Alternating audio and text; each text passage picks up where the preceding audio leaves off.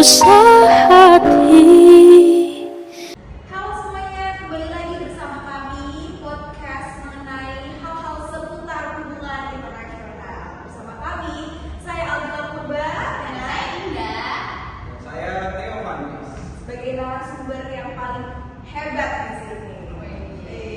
Tepuk tangan dulu dong. Oke teman-teman, jadi aku sama Kak Alda saat ini ditemanikan sama Bang Theo. Nah, perlu diketahui, Bang Theo ini adalah latar belakangnya beliau adalah seorang akademisi ekonomi sosial perikanan dari Universitas Brawijaya Malang. Tahun berapa Bang lulusnya? Lulusnya tahun 2020. Oh, 2020 masih baru lah ya, kita bisa bilang begitu. Oke, mungkin kesibukan Bang Theo akhir-akhir ini itu ngapain aja sih Pak kalau boleh tahu? Sebenarnya kalau sekarang kesibukannya itu lebih banyak berhubungan sama anak muda ya. Jadi untuk membangun anak-anak muda, generasi-generasi sekarang itu memang harus dilengkapi ya paling tidak dalam 3 hal: pendidikan, alat dan juga karakter. Jadi pekerjaan sehari-hari itu lebih banyak ke anak-anak muda untuk membangun mereka menjadi generasi penerus yang lebih baik. Luar biasa sekali ya. Banget ya guys. Oke, nah jadi di kesempatan hari ini kita niat mau undang Bang Theo ini ada satu study case yang mau kita angkat nih Bang. Jadi kita mau angkat tentang karena berhubungan banget nih kebetulan sama jurusannya Abang, yaitu tingkat kesejahteraan nelayan yang ternyata tuh berbanding terbalik sama pendapatan daerah dalam sektor perikanan di salah satu daerah pesisir di Indonesia, yaitu Kabupaten Kepulauan Sangihe, Provinsi Sulawesi Utara. Ya. Ya, tapi sebelum kita masuk dan lanjut ke pembahasan di study case kita perlu tahu dulu nih apa ya goals atau ya tujuan SDGs yang berkaitan dengan masalah ini. Yaitu ada yang pertama goal 1, yaitu apa teman-teman? No poverty. Nah, di goals ini ada beberapa target yang ternyata itu sangat relevan dan sangat memiliki korelasi yang cukup erat dengan pembahasan yang mau kita bahas hari ini. Yaitu pertama nih, aku bacain ya. Pertama nih, target 1.3 yang mana menerapkan sistem dan langkah-langkah perlindungan sosial yang sesuai secara nasional untuk semua orang termasuk kelompok dasar pada tahun 2030 mencapai cakupan yang substansial bagi masyarakat miskin dan rentan. Jadi nelayan ini masuk ke dalam kelompok-kelompok dasar ini nih Kak, nih Bang. Karena mereka adalah termasuk masyarakat yang ternyata secara finansial mereka tidak sejahtera. Ada juga nih indikator-indikator pendukungnya, yaitu 1.3.1 di mana proporsi populasi yang dilindungi oleh landasan atau sistem perlindungan sosial itu berdasarkan jenis kelamin, anak-anak, pengangguran, lansia, penyandang disabilitas, perempuan hamil, bayi baru lahir, korban kecelakaan, serta masyarakat miskin dan rentan. Nah, nelayan ini masuk ke opsi yang terakhir, yaitu masyarakat miskin dan kelompok rentan. Ada juga nih target 1.4 di mana pada tahun 2030 memastikan bahwa semua laki-laki dan perempuan, khususnya masyarakat miskin dan rentan, memiliki hak yang sama terhadap sumber daya ekonomi serta akses terhadap layanan dasar, kepemilikan dan kendali atas tanah dan bentuk properti lainnya, warisan, sumber daya alam, dan hak milik lainnya, teknologi baru, dan layanan keuangan termasuk keuangan mikro. Nah, kenapa ini masuk? Karena ternyata nelayan ini tidak mendapat beberapa akses yang seharusnya mereka dapatkan di luar. Nah, kemudian ada pun indikatornya yaitu 1.4.1 di mana proporsi penduduk yang tinggal dalam rumah tangga memiliki akses terhadap layanan dasar. Layanan dasar itu apa aja sih? Pendidikan, terus pendidikan, kesehatan, transportasi, itu termasuk apa ya, layanan-layanan dasar yang seharusnya harus dimiliki oleh setiap warga masyarakat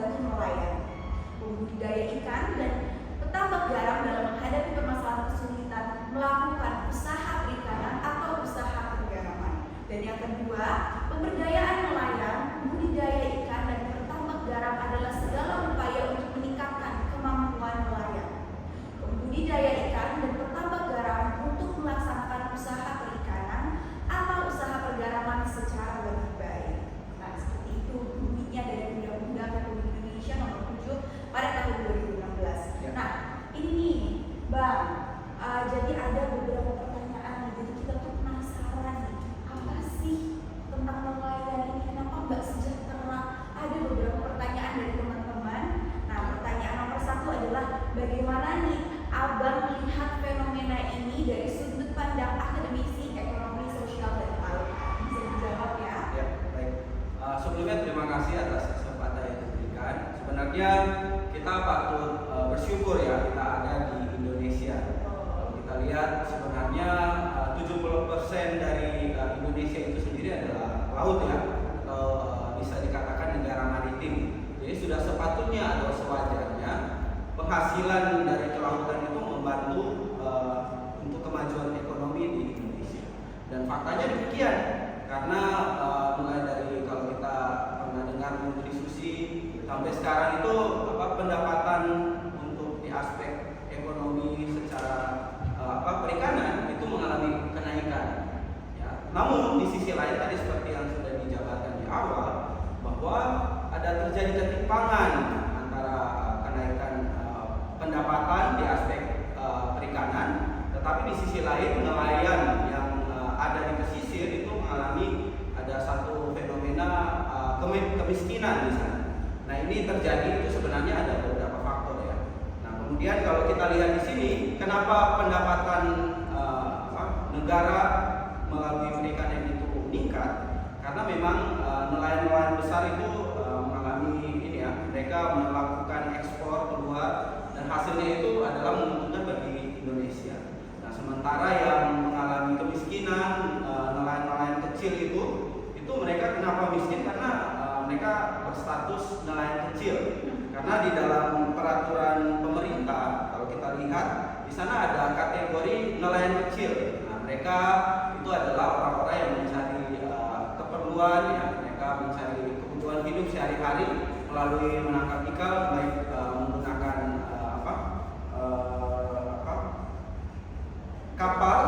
kapal kecil yang berukuran 5 GT sampai 10 GT. Itu kemungkinan besarnya itu seperti speedboat gitu. Jadi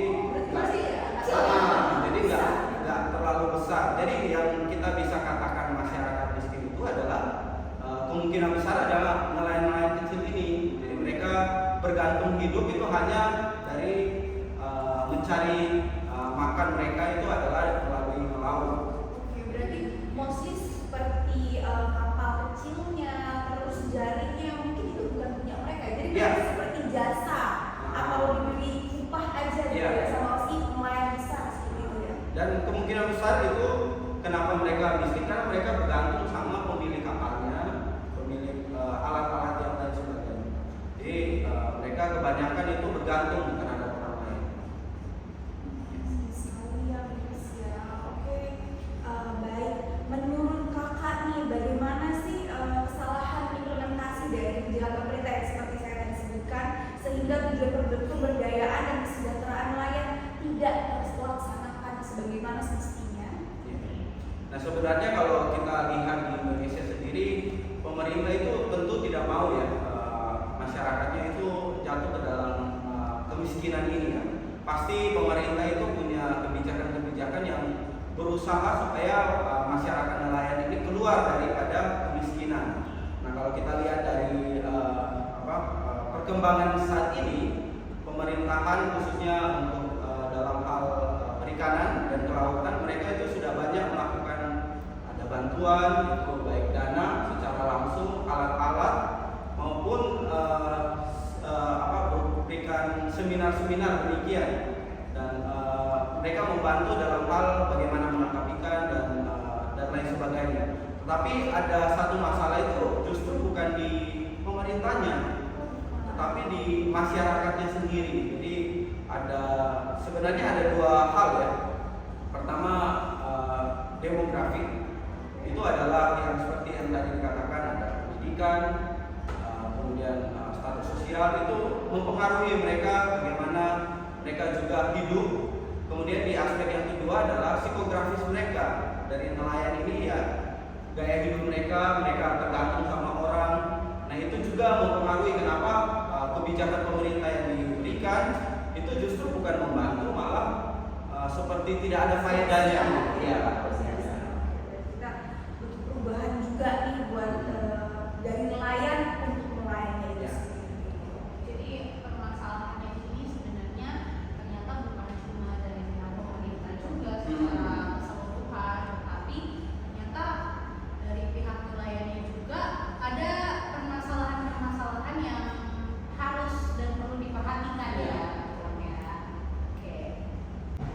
Oke, baik. Selanjutnya mari kita bahas mengenai teori kebijakan dari pengamat HI, seorang yang sangat hebat yang akan dijelaskan oleh expert di sini.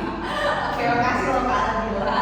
Oke teman-teman, jadi tadi kan Kak Aldila itu udah membicarakan ya, udah ngasih tahu kita semua di sini ada kebijakan-kebijakan yang dikeluarkan sama pemerintah. Ya. Tapi sayangnya ternyata kebijakan-kebijakan yang dikeluarkan oleh pemerintah ini tidak sepenuhnya 100% menyelesaikan masalah nih ternyata. Ternyata ada perlu hal-hal yang perlu diperhatikan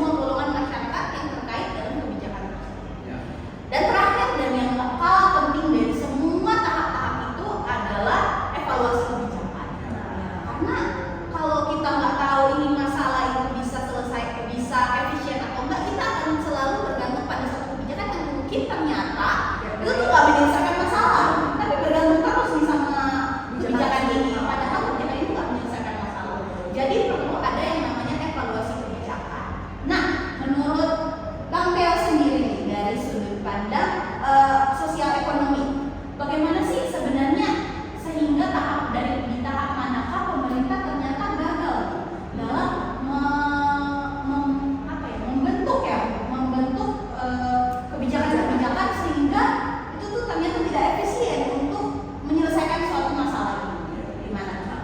Nah sebenarnya kalau kita lihat pemerintah sendiri semuanya tentunya tak lepas dari riset ya. Mereka pasti mendalami satu masalah, kemudian mereka pasti meluangkan banyak waktu untuk terjun ke lapangan untuk melihat langsung bagaimana keperluan dari masyarakat. Dan pasti apa yang diputuskan semuanya itu adalah berguna bagi kepentingan masyarakat juga. Namun kalau kita lihat di masyarakat nelayan, kita lihat bahwa apa yang diberikan oleh pemerintah ini, baik bantuan dana, bantuan alat-alat, bantuan infrastruktur pun itu justru kalau kita lihat sampai sekarang itu seperti tidak ada hasil. Mungkin ada hasil tapi nggak signifikan gitu ya. Nah jadi oleh sebab itu kalau kita lihat dari yang tadi dikatakan bahwa kita juga perlu tahap yang terakhir tadi ya, betul harus ada evaluasi kebijakan yang diberikan ini kira-kira ada benefitnya atau tidak. Jadi kalau saya lihat dari pemerintah dari yang waktu itu sampai sekarang itu masih belum ada signifikansi untuk membawa masyarakat itu semakin sejahtera, dan justru masyarakat nelayan kecil ini masih tetap tergolong miskin lagi. Jadi sebenarnya ya pemerintah memang harus terus evaluasi, kemudian riset lagi, menentukan kebijakan yang mana yang paling tepat untuk menyelesaikan permasalahan. Iya betul, tentunya ada trial and error ya, jadi nggak semuanya dalam sekali coba langsung berhasil, langsung sejahtera, ada trial and errornya. Jadi ya mungkin pemerintah dan masyarakat nelayan sendiri harus terus berusaha, pemerintah melakukan riset sehingga mendapatkan kebijakan yang sempurna, yang lebih baik, dan nelayannya juga harus bisa bekerja sama lah gitu. Jadi sampai sama-sama ya, kita semua bekerja sama seperti itu. Dan salah satu yang menurut aku juga cukup penting ya, dimana ada beberapa kebijakan yang sebenarnya baik buat dijalankan sama nelayan, tapi karena faktor pendidikan, karena faktor pengetahuan yang minim, jadi mereka menyepelekan ini gitu. Misalnya nih, kalau misalnya nih ya, di kampung aku tuh setiap beberapa bulan sekali, aku lupa sih beberapa bulan sekalinya tuh beberapa gitu tuh nelayan wajib melaporkan semacam aset-asetnya gitu loh, semacam peralatan nelayannya dia gitu ke pemerintah. Entah kan itu kan ada kan beberapa nelayan yang memang semua yang dikasih itu punya pemerintah, jadi kan perlu dijaga, perlu ada apa ya, semacam Recheck lah apakah masih iya, layak atau apakah tidak. ini masih layak. Nah, tapi ada tuh beberapa oknum nelayan yang tidak melakukan itu gitu loh maksudnya. Jadi ya perlu kerjasama lah sebenarnya dari pemerintah dan dari masyarakat kecil ini yang ini kan maksudnya adalah nelayan. Gitu. Kayak sama ada lagi nih Bang, permasalahan yang sebenarnya juga kayak sering lah kita dengar. Ini kebetulan nih penerima bantuan ini tuh bukan cuma dari nelayan, tapi masyarakat miskin pada umumnya, yaitu BLT, penerima bantuan langsung tunai ya, BLT. Menurut Abang sendiri, apakah kebijakan pemerintah ini menyelesaikan masalah? BLT ya. Iya, BLT, bantuan Nah langsung. sebenarnya kalau kita bicara ini balik lagi ya, jadi dua perkara tadi, demografi sama psikografis seperti Indah bilang tadi, pendidikan juga berpengaruh, terus gaya hidup nelayan pun berpengaruh. Kalau kita lihat di aspek BLT, sebenarnya itu dalam tanda kutip bisa membuat nelayan ini bergantung kepada pemerintah. Iya, Ini bergantung sama pemerintah. Di aspek lain kalau kita lihat di nelayan beberapa daerah di Pulau Jawa ya misalnya. Nah kalau nelayan itu mereka ada satu musim paceklik, itu nggak mendapatkan hasil laut gitu. Jadi mereka daripada melaut dan hasilnya nggak maksimal, itu kan wasting time, terus juga hasilnya juga nggak baik kan. Jadi mereka di waktu itu tuh tidak bekerja, mereka membersihkan kapal, memperbaiki jaring atau alat-alat yang lain sebagainya. Nah di momen itu mereka juga pakai untuk, karena nggak ada penghasilan, mereka itu berhutang kepada pemilik kapal atau orang lain. Jadi mereka nggak ada penghasilan, mereka hutang sama orang. Nanti setelah dapat penghasilan di musim melaut, nanti hasilnya itu adalah untuk menutup utangnya mereka gitu. Jadi ada satu psikografisnya nelayan itu adalah bergantung sama orang. Nah ini didapati di Pulau Jawa ya. Nggak tahu kalau di Sanggar itu termasuk demikian atau tidak. Tapi yang jelas untuk nelayan itu memang ada dua musim ini ya, musim tidak mendapatkan ikan sama musim ikan. Jadi betul. Jadi di waktu tidak punya ikan, nah itu mereka cenderung bergantung sama orang, bisa melakukan pinjaman kepada pemilik kapal, dan ketika mendapatkan hasil itu mereka tutup lagi ininya pinjamannya mereka. Jadi sangat ya betul sekali. Jadi utangnya sifatnya jadi sustainable. Kayak udah bukan pembangunan ternyata ya, yang sustainable. Ternyata utang juga bisa sustainable, teman-teman. Ini adalah satu fakta yang cukup miris yang ada di tengah-tengah masyarakat kita, gitu ya teman-teman. Terus juga, iya betul, di kampung aku di Sanggar itu juga ada sistem itu, ada kondisi itu, dimana ada juga satu kondisi yang nggak bisa ngebuat para nelayan melaut itu saat angin. Apa sih? Jadi kan kalau misalnya arah angin itu menentukan besarnya gelombang laut. Nah kalau misalnya arah anginnya besar, lagi arah angin yang lagi nggak menentu, itu tuh bahkan ada yang sampai korban jiwa. Kayak gara-gara itu karena nggak bisa Resiko ya. Iya itu satu resiko juga. Dan juga tadi alat yang nggak memadai. Kalau perahunya kecil terus dia pergi melaut maksa, itu apa ya? Hancur ya, maksudnya bisa terbawa. Iya, lebih besar resikonya. Kalau misalnya kapalnya besar mungkin resikonya lebih kecil, tapi kalau kapalnya kecil ya bisa langsung menghadap bapak ya. Tapi itu adalah satu fakta yang cukup miris ya di tengah-tengah masyarakat kita kalau kita membandingin sama negara tetangga. Tetangga sih, Jepang itu kan satu negara yang sektor perikanannya cukup bagus dan dia ekspor kemana-mana, itu jadi salah satu pendapatan ekonomi yang besar di negara mereka. Dan sayangnya Indonesia yang punya laut yang lebih gede ini kita tidak bisa memanfaatkan ini semaksimalnya kita. Oke, tadi kita udah bahas tentang kebijakan-kebijakan atau implementasi keberhasilan kebijakan publik dari para teoris ya, kayak Carl Friedrich, terus ada Anderson juga tadi. Nah, sekarang nih kita masuk ke pertanyaan tentang sebenarnya apa sih permasalahan utama yang saat ini dihadapi oleh pemerintah daerah Kabupaten Kepulauan Sangihe dalam sektor kelautan dalam menangani permasalahan yang kita lagi bahas sekarang ini. Ya. Oke, sebenarnya permasalahannya itu ada di masyarakatnya ya. Saya ini bukan menjatuhkan masyarakat, tapi faktanya demikian. Nah, mungkin pendidikannya, hal-hal yang lain sebagainya itu tidak menunjang di aspek demografis dan juga gaya hidup yang demikian tadi kan. Bergantung sama orang, terus sering melakukan hutang atau dan lain sebagainya, itu membuat mereka itu sulit untuk terlepas dari rantai kemiskinan ini.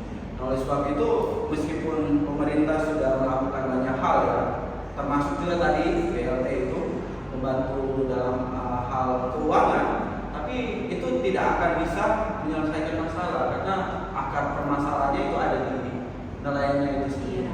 Jadi ya kalau mau menyelesaikan ya selesaikan dulu di aspek nelayannya, baru kebijakan-kebijakan itu akan membantu di aspek menyelesaikan permasalahan kemiskinan. Jadi istilahnya kita selesai dulu nih masalah yang sederhananya, terus makin lama makin kompleks sehingga masalah itu nggak membesar dulu baru kita selesai, tapi masalahnya masih kecil udah kita selesai ya. Internal baru eksternal. Ya. Betul banget. Nah, kita udah bahas tentang permasalahannya pemerintah, permasalahannya masyarakat. Sekarang mungkin ini adalah satu pertanyaan terakhir juga tentang menurut Bang Teo sendiri, apa sih rekomendasi kebijakan yang bisa diterapkan di masyarakat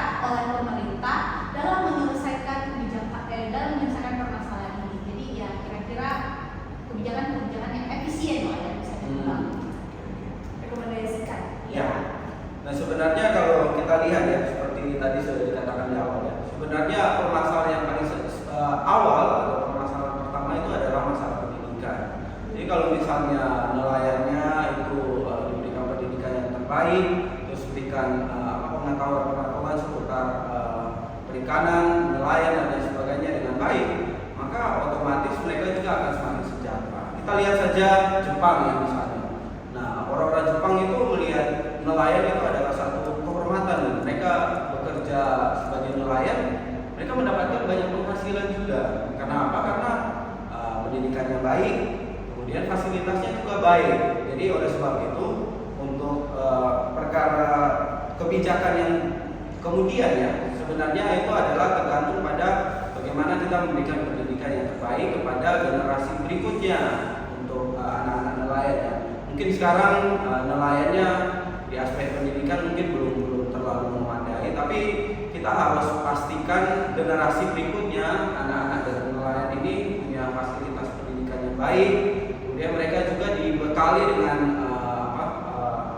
segala hal misalnya fasilitas, kemudian teknik-teknik dalam menangani hal perikanan ini dengan baik sehingga apa yang mereka dapatkan itu juga berguna bagi mereka untuk terlepas dari rantai kemiskinan ini.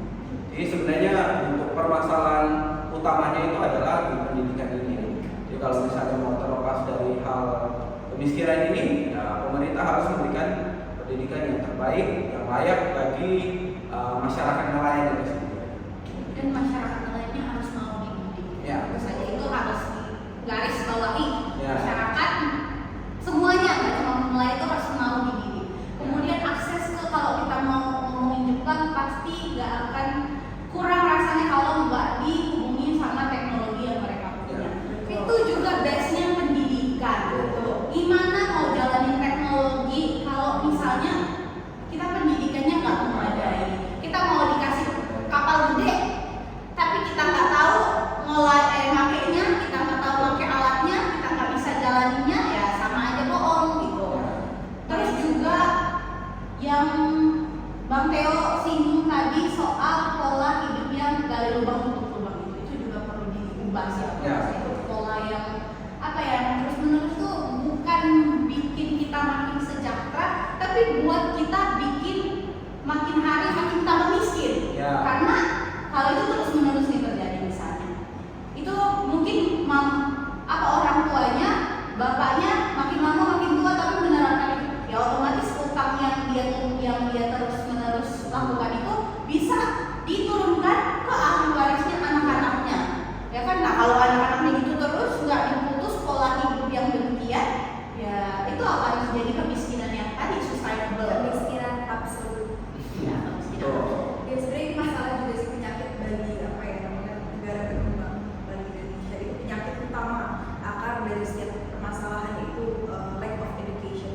Kenapa kayak gitu? Kita bisa lihat banyak orang tua dengan berpikiran berpikir kalau misalkan kita bisa menghasilkan uang, ngapain harus sekolah? Ya. Ngapain harus sekolah? Kita sudah bisa menghasilkan uang, entah itu dari nelayan, entah itu bertani, ya ngapain? Harus berpendidikan lebih ketika kita bisa mencari uang. Ya. Jadi banyak orang yang salah persepsi, apalagi di negara berkembang, itu penyakit negara berkembang. Jadi menurut mereka kalau misalkan bisa cari uang, kenapa harus sekolah? Ya. Ya kan, itu sebenarnya yang memang harus kita ubah itu. Padahal kan emang ya semua sektor itu perlu pendidikan gitu. Sesimpel jadi ibu rumah tangga itu aja perlu pendidikan gitu. Apalagi yang menghasilkan uang ya kayak jadi nelayan, jadi petani mungkin itu pendidikan tuh harus digarisbawahi gitu. Jadi satu hal yang penting untuk keberlangsungan suatu negara. Ya. Ya kalau misalnya nih kemiskinan terus menerus berlangsung di masyarakat, golongan masyarakat nelayan, tentu saja poin SDGs yang pertama yang kita mau galakkan pada tahun 2030 itu udah terselesaikan, tidak akan terselesaikan. Nah, properti itu nggak akan bisa terselesaikan kalau masalah nggak simpel sih sebenarnya. Masalah yang dihadapi nelayan, yang Indonesia notabene-nya itu banyak banget sumber daya lautnya, yang masyarakat daerah pesisirnya juga banyak, itu kalau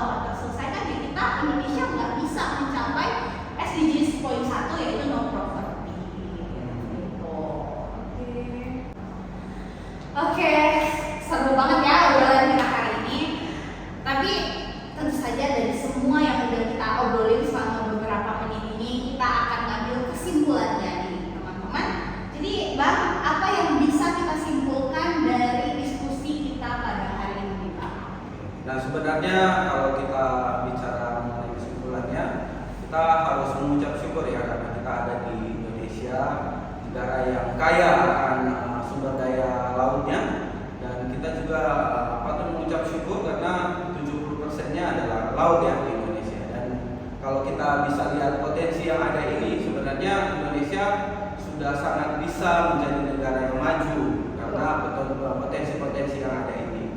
Namun karena ada satu dan lain hal, dan hal ini adalah masyarakat nelayan yang terus berada dalam garis kemiskinan, kita tentu sulit untuk bisa menjadi negara yang maju. Nah, oleh sebab itu untuk perkara ini ya, untuk bisa terlepas dari hal kemiskinan ini, seperti yang tadi kita katakan bahwa tentu ada yang diperlukan yaitu pendidikan. Nah, bagi masyarakat yang ada di pesisir, ya khususnya dari keluarga yang nelayan, ya kita juga perlu memberikan pendidikan yang tepat. Juga ketika diberikan pendidikan yang tepat, masyarakat nelayan ini juga harus mengimplementasikannya di tempatnya mereka gitu ya. Banyak juga orang-orang yang dari masyarakat nelayan ketika mendapatkan pendidikan, mereka justru keluar ya. Nah, oleh sebab itu bagi masyarakat nelayan khususnya yang menerima pendidikan yang ada dari pemerintah harus banyak diimplementasikan di masyarakat mereka sendiri. Sehingga dengan demikian masyarakat nelayan itu akan terlepas dari kemiskinan dan Indonesia akan menjadi maju ya, sesuai dengan goalsnya tadi di 2030 ya. Katanya no property. Ya, betul sekali. Ya.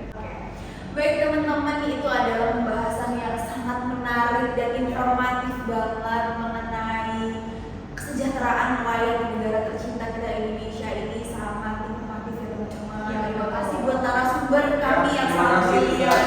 Theo, terima kasih banyak atas kesempatan, waktu yang udah diberikan. Terima kasih dengan kesibukannya yang membina para pemuda. Tapi beliau masih mau menyempatkan diri gitu untuk hadir di podcast kita hari ini. Iya. Gitu. Oke, terima kasih. Terima kasih banyak teman-teman. Kami yang bertugas hari ini juga semua kru mengucapkan terima kasih dan sampai jumpa. Air matamu berlinang, emas intanmu terkait.